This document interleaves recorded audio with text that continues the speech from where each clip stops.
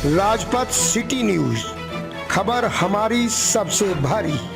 चीनी राष्ट्रपति जियांग जेमिन ने उस भारत दौरे में क्या अटल ने बड़ी भूल कर दी थी।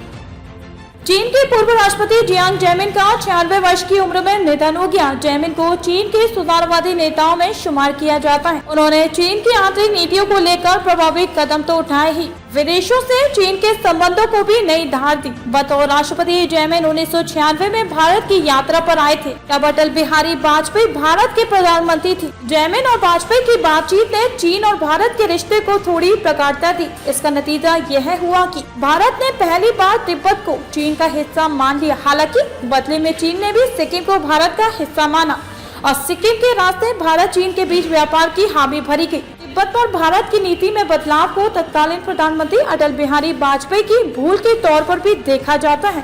हालांकि एक पक्ष यह भी है कि देश के प्रथम प्रधानमंत्री पंडित जवाहरलाल नेहरू भी 1954 में एक समझौते के तहत तिब्बत को चीन का हिस्सा मान चुके थे। हालांकि उसमें एक पेच है कि अटल ने तिब्बत पर तब भूल की थी और 1996 में अटल का कदम 1954 में नेहरू के तिब्बत पर उठाए गए कदम में कैसे अलग था।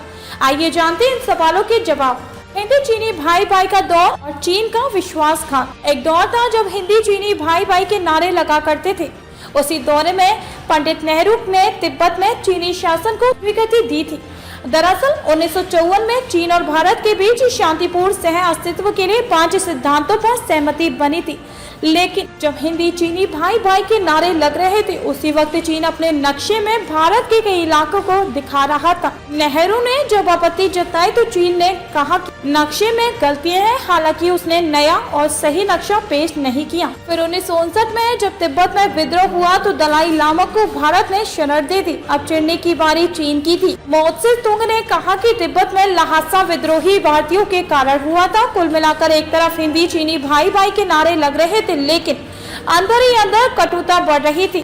आखिरकार 19 अक्टूबर 1962 की सुबह 4 बजे ही चीन ने लद्दाख में और मैकमोहन रेखा के पार एक साथ हमले शुरू कर दिए। चीनी सैनिकों ने अचानक गोलियों की बौछार कर दी। 5 घंटों में ही सुबह 9 बजते ऐसा लग रहा था मानो आसमान फट पड़ रहा हो। पीठ में छुरा घोंपने की इस घटना ने चीन पर से भारत का भरोसा हिला दिया। भारत अब तक चीन की नीयत को हमेशा संदेह के नजरिए से देखता है। 14 साल बाद भारत चीन में फिर बहाल हुए राजनयिक संबंध। बहरहाल 1962 युद्ध के बाद 24 जुलाई 1976 को भारत चीन के बीच राजनयिक संबंधों को दोबारा बहाल किया गया। उसके 20 वर्ष बाद पहली बार चीन के राष्ट्रपति का भारत दौरा हुआ। जैसा कि पहले ही बताया जा चुका है, वो राष्ट्रपति थे जियांग जेमिन।